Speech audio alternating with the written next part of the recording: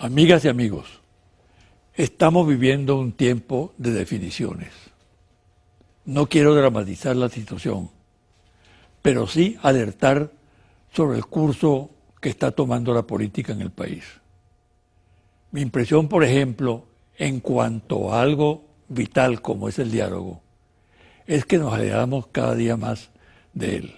Las auspiciosas condiciones que aparentemente se vislumbraban luego de los comicios del 6 de diciembre se disipan. Considero que el gobierno ha hecho serios intentos por reflotarlo, pero no ha encontrado receptividad en la oposición. Y no lo digo para descargar toda la responsabilidad en ese sector, ya que también ha habido ciertas actitudes del sector oficial que no favorecen la creación de un clima proclive a la distensión. No me gusta el papel de repartidor de responsabilidades, pero quiero ser lo más objetivo a la hora de asumir el tratamiento de un tema tan delicado y complejo. La oposición ha colocado una piedra de tranca en el camino de las relaciones institucionales, consciente o inconscientemente, al ubicar en el primer plano la salida de Nicolás Maduro de la presidencia de la República.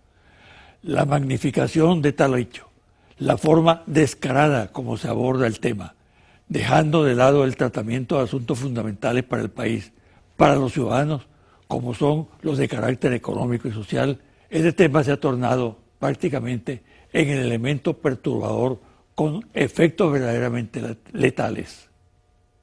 Inclusive la propia manera como es conducida la Asamblea Nacional, como especie de superpoder de reducto de rebeldía institucional que reivindica facultades omnímodas para incursionar en otros poderes del Estado, desnaturaliza la legalidad democrática y el funcionamiento racional ajustado a la Constitución de la política. El cuadro actual es extremadamente complejo y además explosivo. De nuevo se abate sobre el país la amenaza de vulnerar la Constitución, el empecinamiento en desalojar a un presidente democrático electo por el pueblo, apelando a leguleyismos, a opciones que no encajan en el ordenamiento constitucional. Responde más al odio y estrategias personalistas para dominar parcelas de poder que envenenan el ambiente y sitúan a los venezolanos ante un debate cada vez más radicalizado y sin salidas por ahora. La advertencia ante el despropósito de derrocar al presidente constitucional de la República, situación esta que ya se vivió en Venezuela el 11 de abril de 2002, profundiza el abismo en el que se puede precipitar y colapsar el sistema democrático. La subestimación de la reacción de los que no están dispuestos a que sea consumado semejante atentado, que no es otra cosa que un vulgar golpe de Estado, constituye un gesto de insólita temeridad e irresponsabilidad, cuando lo serio y patriótico es pensar seriamente en sus funestas consecuencias. Pausa y al regresar converso con el sacerdote jesuita Numa Molina.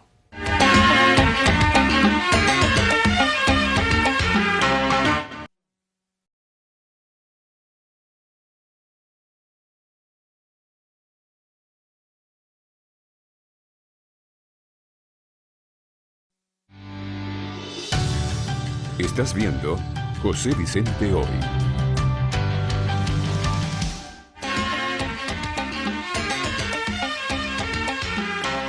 Domingo de Resurrección.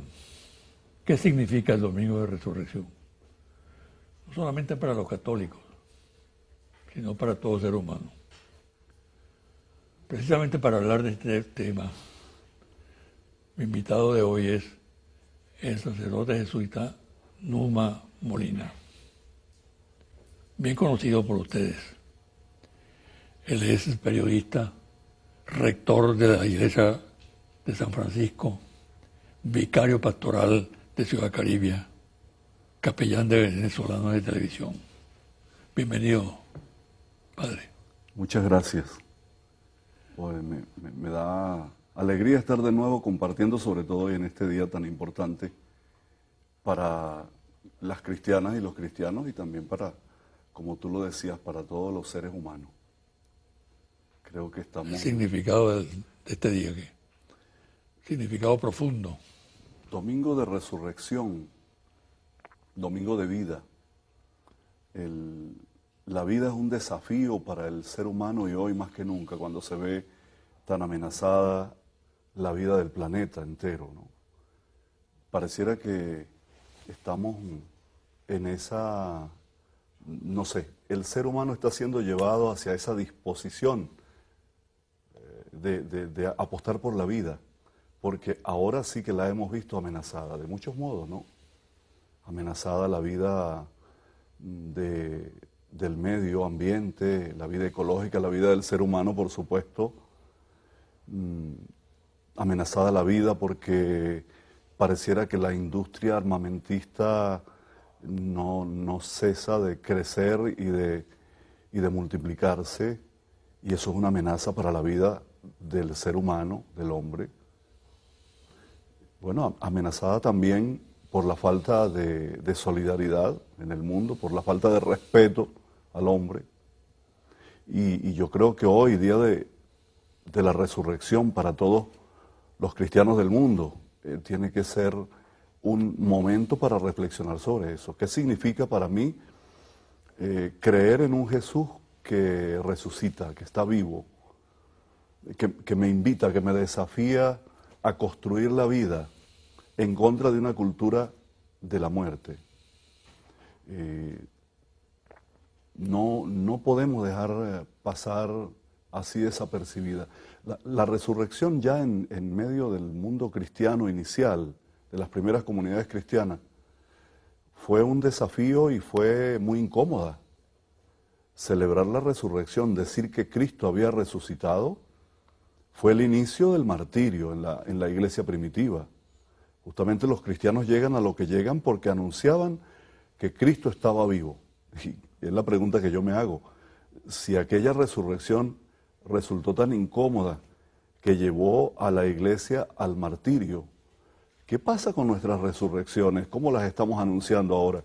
Que no generan ningún cuestionamiento a este mundo en el que vivimos, con sus pecados y con sus luces y sus sombras, como lo tenía el mundo del tiempo de Jesús.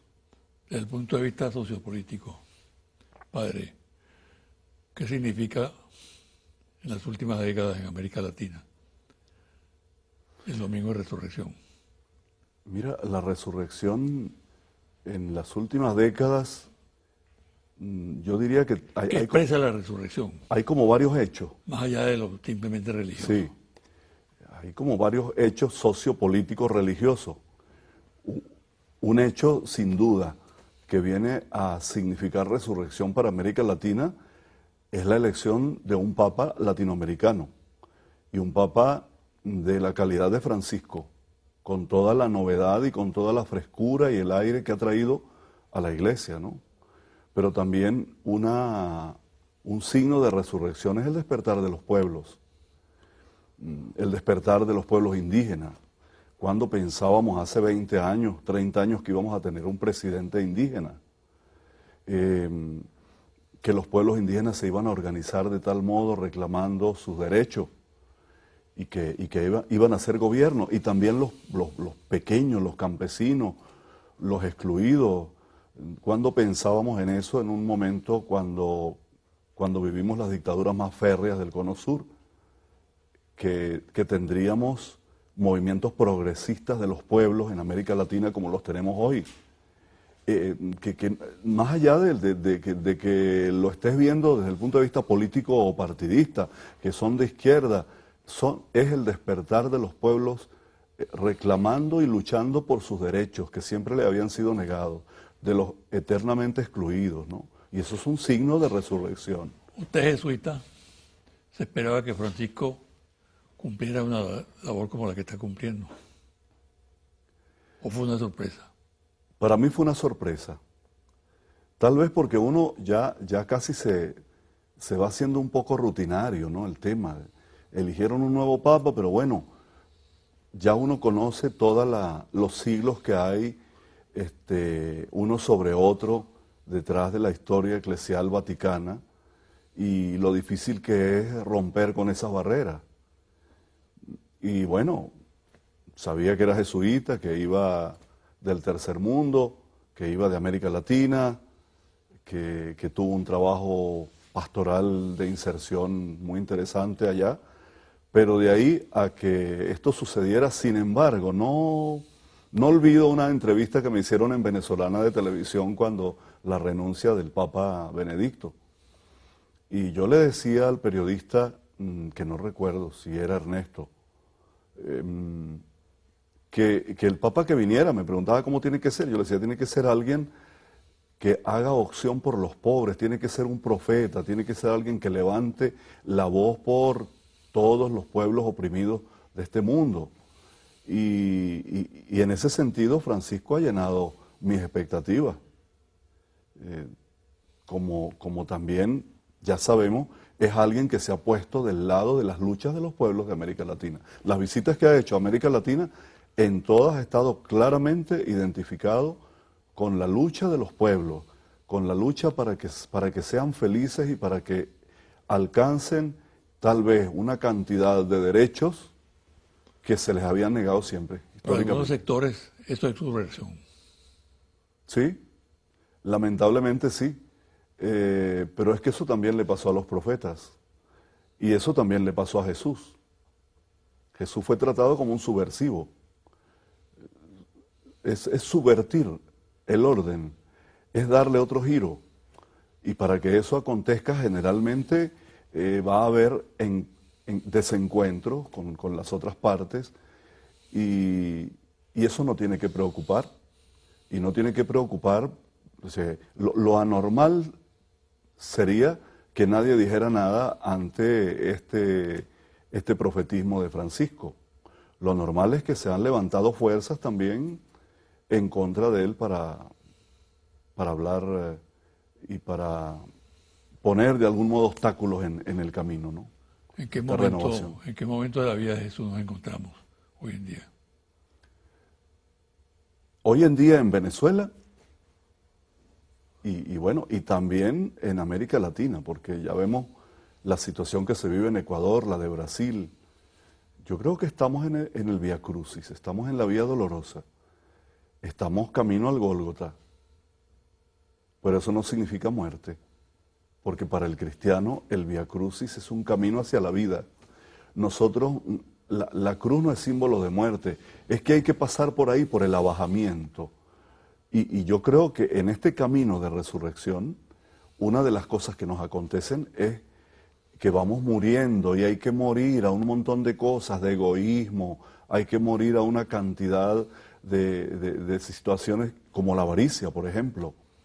El individualismo terrible, perverso, larvado, que nos viene de tiempo, que históricamente se nos ha ido inoculando con un capitalismo salvaje. A todo eso tenemos que morir, y para morir a eso hay que pasar por el dolor. La muerte siempre genera dolor. Morir a algo es desprenderse de algo, es renunciar a algo. Para el cristiano, morir, es decir, convivir con Cristo implica un conmorir con Él, para poder luego ser símbolo de vida. Y estamos pasando por ahí. Hay una serie de cosas en Venezuela, en la gente, en nuestro pueblo, en los habitantes del país, sean de clase alta o de los sectores populares, a las que tenemos que morir, si queremos de verdad ser pregoneros de vida. Hay que morir a tanta avaricia, hay que morir a tanto deseo de enriquecimiento ilícito, hay que morir a la corrupción. Y muriendo es como se resucita. En cristiano eso es así, ese es el camino. Sí. ¿Qué tendría que hacer la Iglesia institucional venezolana en estos tiempos que estamos viviendo? Y precisamente conectado al tema de hoy, Domingo de Resurrección. Sí. Mira, primero que nada lo primero que tiene que hacer la Iglesia es lo que el Papa Francisco nos está diciendo desde hace rato. Una iglesia en salida de los templos, una iglesia en salida de esos espacios donde nos hemos anquilosado, donde nos hemos instalado desde hace rato, donde estamos viviendo de algún modo un invierno eclesial, dirá un teólogo latinoamericano, y así ponerse en camino, pero ponerse en camino a pie descalzo, es decir, como Jesús envió a sus discípulos, como un otro, no como aquí vengo yo, llegó el prelado y usted pídame la bendición y yo vengo y lo visito. No, hermano, es tiempo de caminar al mismo nivel con el pueblo. Despojémonos. Y esa es mi invitación a mis hermanos sacerdotes y obispos. Aquí tenemos que despojarnos de tantos títulos y de tantas jerarquías y de tantos símbolos que ya no le dicen nada al pueblo de hoy. Y que lo único que le dice al pueblo hoy es tu testimonio de vida y tu cercanía, tu sencillez, tu humildad al lado de Él para caminar con Él. Y segundo, ve con el Evangelio. A la gente hay que llevarla de nuevo a encontrarse con el Evangelio de Jesucristo, con los valores de Jesús. No se está haciendo. No se está haciendo y la iglesia tiene que caer en la cuenta en este momento, nosotros como iglesia, pueblo de Dios, pero como iglesia institucional, es un reto y la historia nos va a preguntar por eso. ¿Qué estás haciendo tú para la siembra de valores? Eso nos toca a nosotros como iglesia. ¿Qué hace la iglesia muchas veces perdiendo el tiempo, empantanándose en temas políticos? Político-partidistas, claramente partidistas. Cuando tenemos la familia venezolana rota, cuando tenemos la familia necesitada de la formación en valores, hay que ir a esa familia. Eso nos toca como iglesia, la evangelización en la familia, en el corazón del hogar. De ahí tiene que partir una, yo diría, cruzada de valores, porque lo que nos toca ahora, y yo se lo diría a la iglesia y se lo digo a todas y a todos los venezolanos hoy, estamos urgidos de una refundación ética. No se trata de una reforma en la ética, es de una refundación en la ética.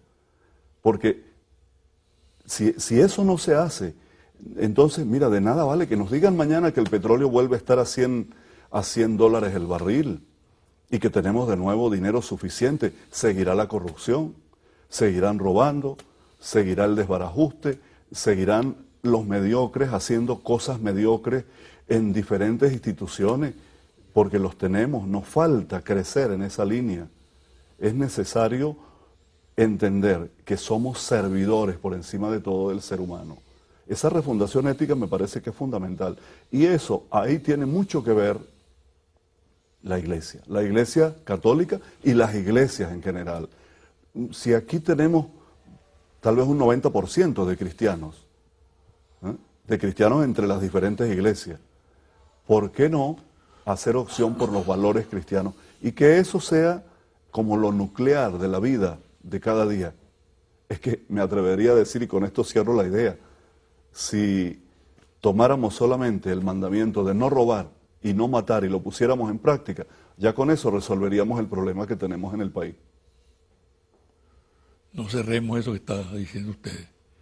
Vamos a una pausa y quiero que volvamos sobre ese punto que es muy importante, ¿no? Ok, está bien.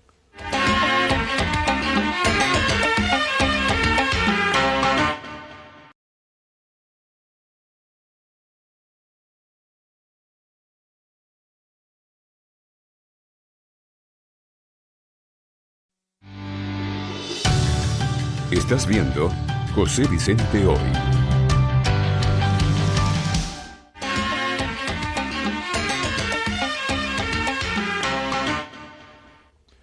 Padre, usted es una persona muy responsable y seria en los juicios que emite.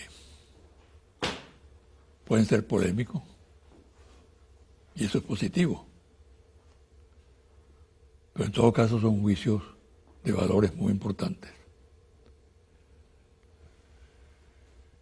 En este lapso de 17 años de proceso que ha vivido últimamente Venezuela,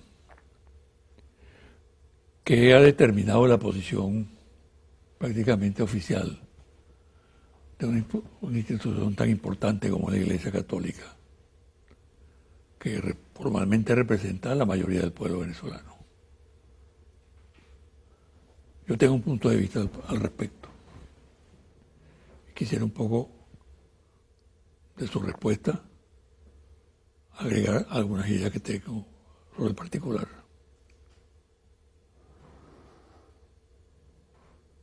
Yo creo que ha faltado más visión.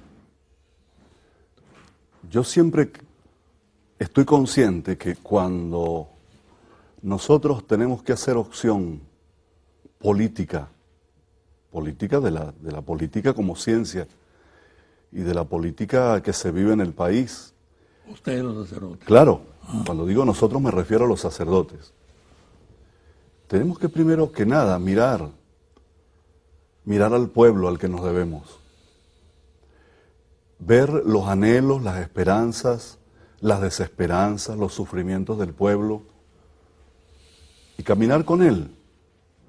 Entonces, a lo largo de estos 17 años ha habido aciertos y desaciertos, como sucede en todo proceso, pero ha habido aciertos tan importantes para el pueblo venezolano como la salud, que todavía no es, y ha sido bombardeada además, ¿no? Pero el hecho de lo que significó Barrio Adentro, y sigue significando, ¿no? Lamentablemente con las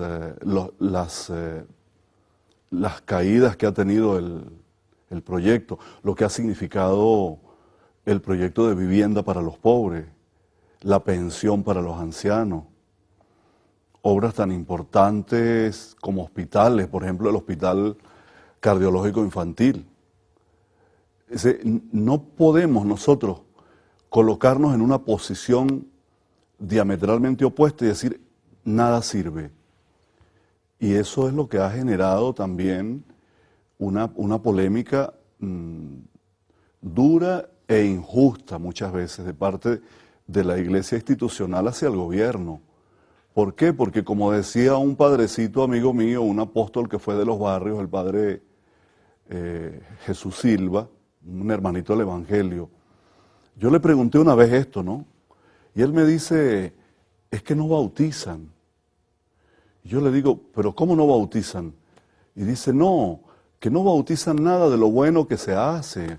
Hay que decir que lo que está bien, está bueno, es útil. Hay que ser, y eso yo lo llamo honesto con la verdad, honesto con la realidad. Entonces eso ha generado una polémica. ¿Por qué? Por una falta de verdad, una falta de ser real ante lo que veo y respeto al pueblo también. Porque si yo veo que el pueblo está feliz porque ha encontrado por fin algo que no lo tenía, ¿por qué mejor no me pongo del lado de él?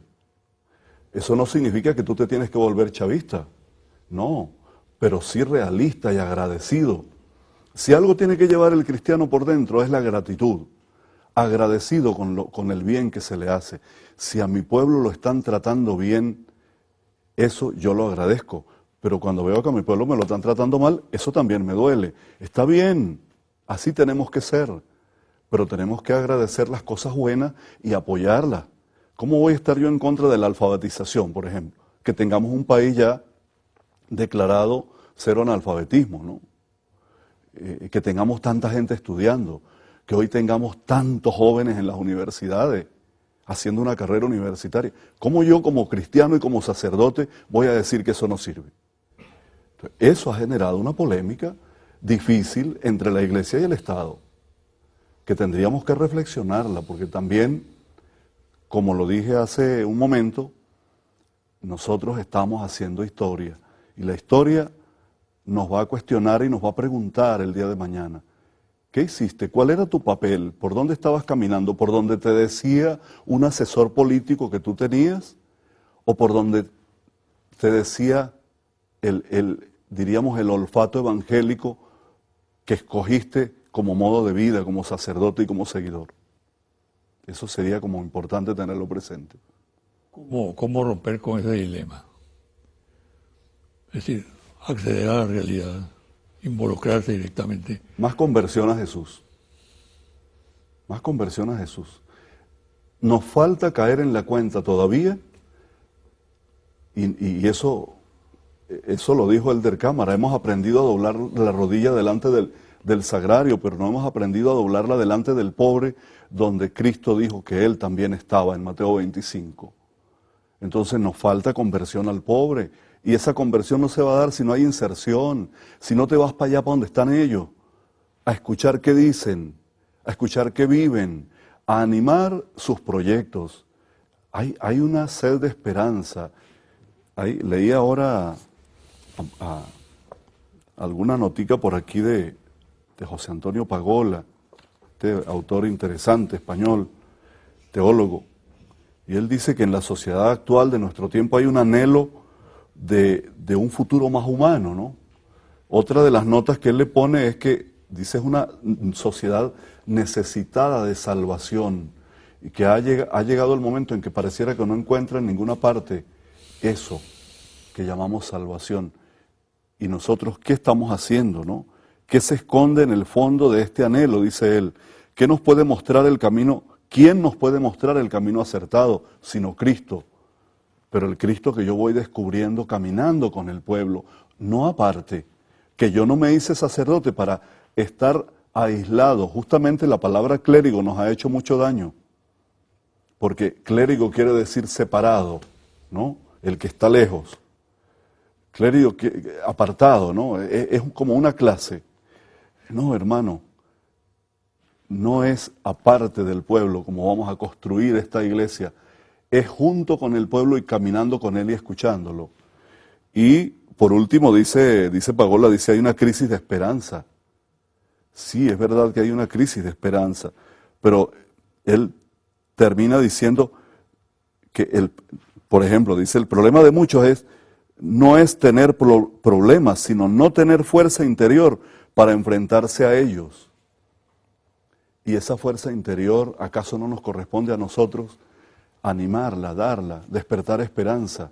El cristiano tiene que ser el último en perder la esperanza, esa virtud tan necesaria para caminar en esta tierra. Pero, oye, todo eso se va a dar en la medida en que nos despojemos. Cuando tú decías cómo se concilia, que a esa pregunta te estoy respondiendo, ¿cómo conciliamos eso? Ese problema, ese como enfrentamiento. Mira, eso lo vamos a lograr una vez que entendamos que somos una iglesia necesitada de conocer más a Cristo, de conocerlo más, de hacernos más amigos de Él, de vivir más desde su proyecto y llevar ese proyecto a nuestro pueblo. Porque nuestro pueblo está hambriento de valores, como le decía ahora. Si nosotros, viviéndolo a Él, lo llevamos a Él, y lo llevamos porque me inserto en Él, porque me voy para allá, porque iglesia en salida no es que tú salgas con una procesión por la calle y regreses al templo. Eso se ha hecho toda la historia, durante toda la historia. Hay gente que eso lo llama, que sí, que es una iglesia en salida. Esa es una trampa, más bien, trampa del mal espíritu, porque puedo quedarme yo tranquilo, apoltronado. Yo ya hice una procesión bien larga en mi parroquia, eso significa que soy una iglesia en salida. No, hermano.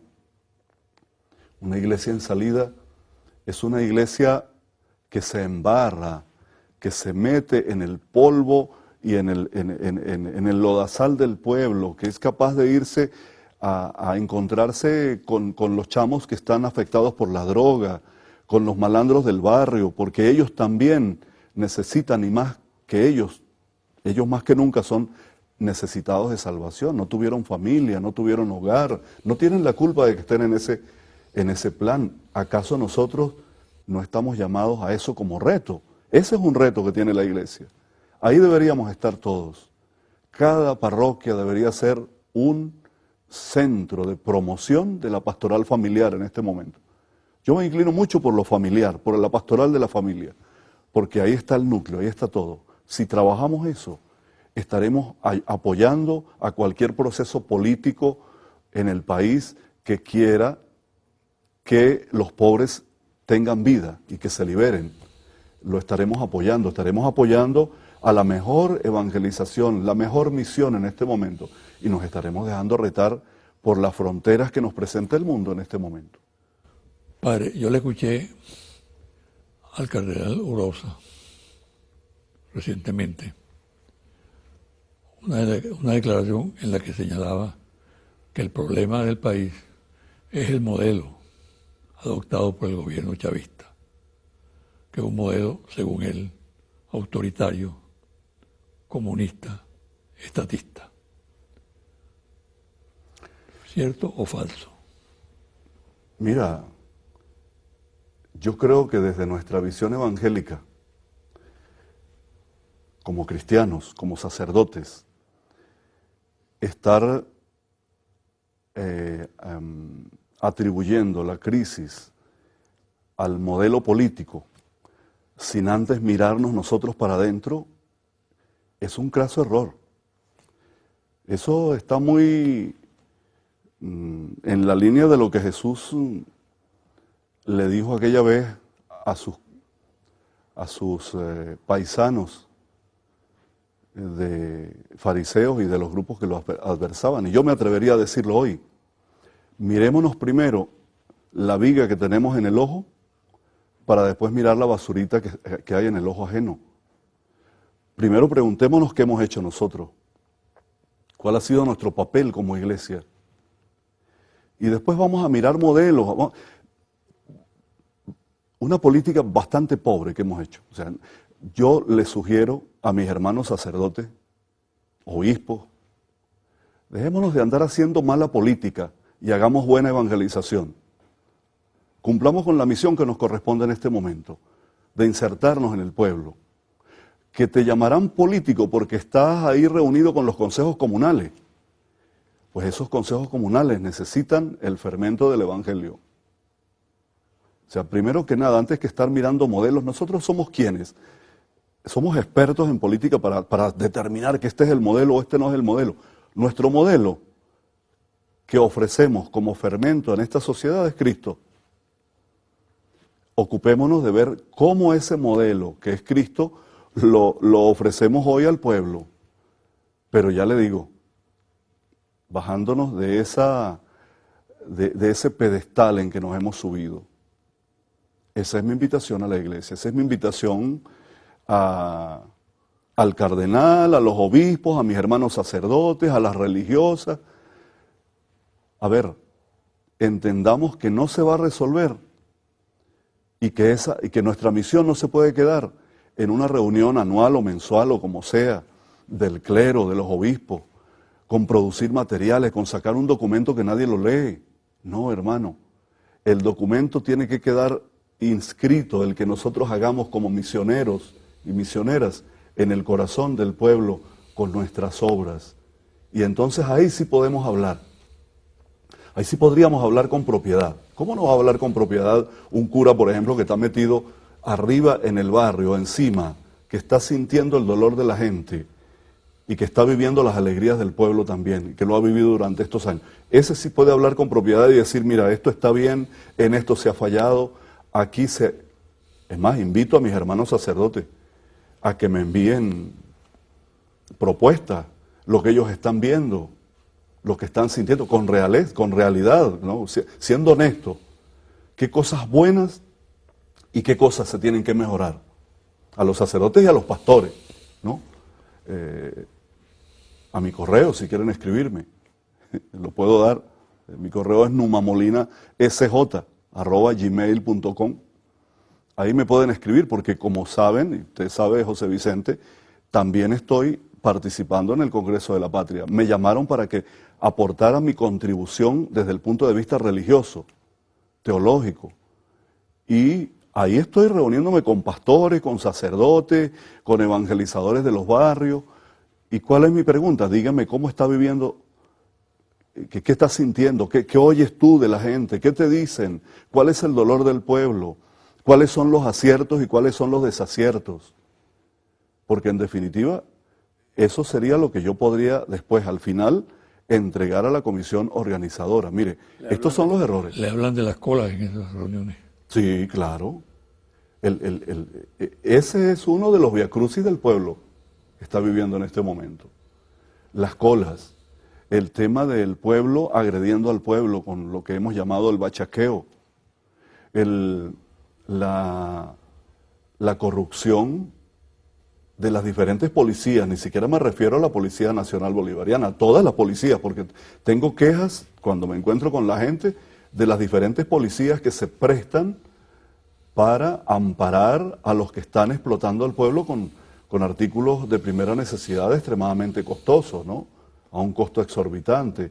Y todo eso es como un mundo de complicidad entre la policía. Yo no digo que todos los policías, pero hay un buen número que se están prestando para eso. Y eso tiene que ser atacado. Ese es algo que, no sé, me preocupa tanto, porque cuando veo estas inmensas colas, cuando veo los ancianos desde la madrugada, cuando me encuentro con una mujer, madre de familia, que se para a las 4 de la mañana, a las 4 de la tarde le vendan 2 pacas de espagueti y una bolsita de jabón, eso no es justo. ¿Quién está detrás de todo eso? Hay que buscarle salida. Hay que ir a la raíz de ese problema. Y eso es urgente. Es más, yo diría, eso era para ayer. Mire, a mí como católico y como cristiano me preocupa mucho que un papel que debería asumir la Iglesia Católica, la institución católica, es el de convocar al diálogo entre los venezolanos, para impedir precisamente que se acelere el proceso de violencia y que se puedan discutir alternativas y opciones importantes. Sin embargo, la Iglesia Católica hasta ahora no ha querido asumir la jerarquía, ese rol protagónico de impulsar una política de diálogo que el país necesita con urgencia y que además de antemano cuenta con interlocutores. ¿A qué obedece su misión? ¿Por qué? Yo creo que la Iglesia ha tenido intentos de diálogo. Sí los ha tenido, se ha ofrecido para el diálogo. Ahora una cosa es que yo me ofrezca para ser testigo de excepción en el diálogo y otra cosa es que yo tenga las cualidades. Si yo durante 17 años he tomado una postura totalmente, diríamos, contraria al gobierno y no me han visto como una persona que es capaz de mirar la realidad desde los dos ángulos y de ser honesto con la realidad, caramba, ahí pierdes la capacidad de diálogo. Yo sé, por ejemplo, que el nuncio tiene muy buena disposición para ser testigo de excepción en el diálogo.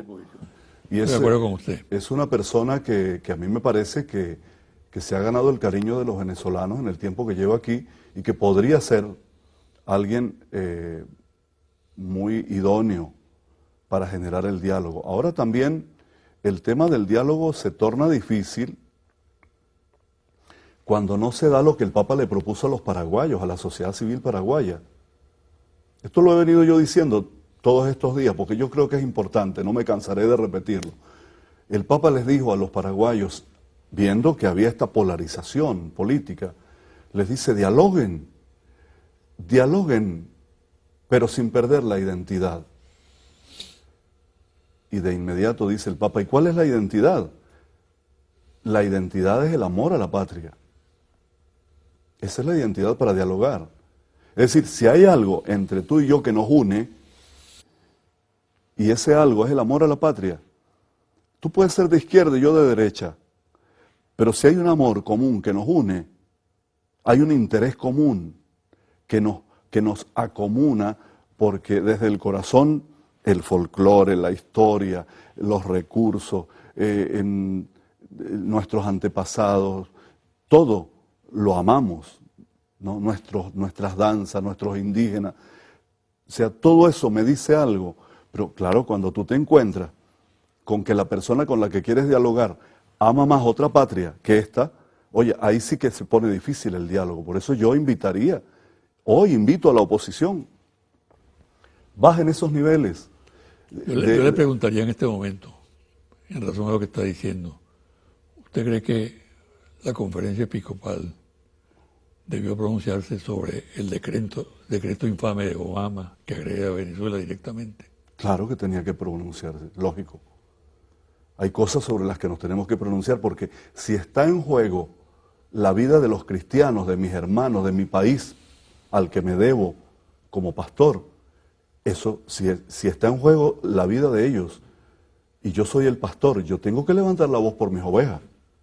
Entonces, si eso agrede a mi pueblo, que es mi pueblo, ¿por qué me voy a quedar callado? Y ahí es donde empato de nuevo con lo que te mencionaba. ¿Cuánto ganaría, por ejemplo, la misma oposición, ¿no? La mesa de la unidad, si presentaran una posición mucho más nacionalista, más aferrada, más amor al pueblo y menos andar mirando para el norte, en vez de mirar la tierra, la que nos debemos todos, la que entre todos tenemos que construir. Pero uno ve que por una parte hay un discurso y por otra parte hay una actitud que es prácticamente, no sé, yo diría filoamericana, filoestadounidense. Cuando aquí todos, oposición y gobierno, tenemos que optar por Venezuela, por esta patria a la que nos debemos, amarla. Y bueno, lo que hacemos es promover, decirle incluso a los jóvenes, no, esto no sirve, si es verdad, mejor váyase a buscar otras posibilidades porque este país se está cayendo a pedazos. Eso es amor a la patria. En vez de sembrar optimismo y de ser promotores de esperanza, lo que hacen es pregonar desde los púlpitos, mis hermanos sacerdotes, todo lo negativo del país. ¿Acaso el púlpito es para eso? ¿Acaso el momento de la homilía es para sembrar desesperanza en lugar de fe, en lugar de interpretar el Evangelio desde una visión esperanzadora y positiva de la vida y decirle a la gente, ahora es cuando tenemos posibilidad de organizarnos, vamos a ver, a trabajar, a organizarnos y a unirnos, para que vean todo lo que podemos lograr juntos? Porque es desde lo pequeño, es desde cada comunidad, es desde lo nuclear pequeño, desde donde se va a ir construyendo lo grande de este país y de esta iglesia venezolana también. Padre, un mensaje final para el pueblo venezolano, para la audiencia. Que no perdamos la esperanza, que busquemos en el mensaje cristiano los valores que nos están faltando y que tal vez son los que hemos olvidado hace rato. Y que, no sé, por la vía del sufrimiento y por la vía de darnos cuenta que no bastaba vivienda y no bastaba pensión y no bastaba todo esto, sino que hay una cosa que hemos olvidado, que son esos valores esenciales, tal vez estamos sufriendo. Vamos de nuevo, como el hijo pródigo, a buscar la casa de Papá Dios. Vamos a buscar los valores de solidaridad, de servicio, de amor al prójimo, de respeto. Eso sería un modo de resucitar, que en esta Pascua lo hiciéramos. Y les recomiendo una literatura a todas y a todos los cristianos de este país. Agarren el libro de los Hechos de los Apóstoles a partir de mañana lunes, de Pascua en adelante, que ahí está especificado cómo la primera comunidad cristiana vivió la Pascua, cómo vivió después de resucitado Jesús, cómo fue encontrando que Jesús estaba resucitado en medio de la vida de cada uno, en medio de los gestos de amor, de solidaridad, de ponerlo todo en común para que ninguno pasara necesidad.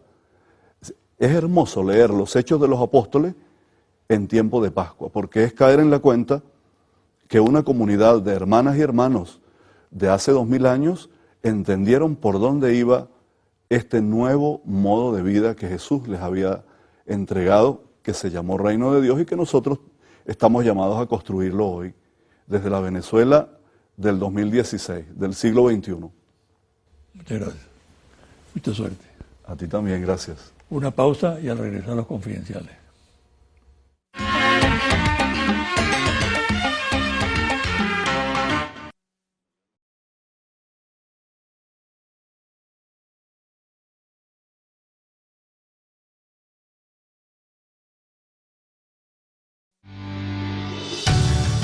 Estás viendo José Vicente Hoy.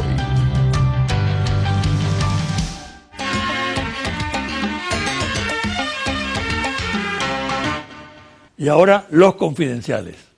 Hay analistas que consideran que ni el gobierno nacional ni la oposición parecen sintonizar con el nuevo tiempo histórico que el país vive. Perciben que los moderados del chavismo y de la oposición se están moviendo al centro político y junto a los independientes están conformando una nueva mayoría social y simbólica. ¿Cuál será el destino de esta realineación de fuerzas? El gobierno estudia a fondo la revisión integral de las relaciones con el gobierno de los Estados Unidos, luego de la cínica reacción de Obama, extendiendo por un año más la vigencia del decreto que declara a Venezuela amenaza para la seguridad de los Estados Unidos.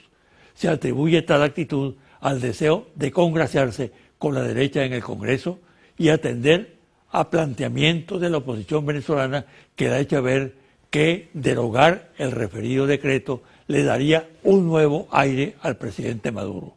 La revisión contempla lo económico, lo diplomático, lo comercial y el número de personal norteamericano en la embajada.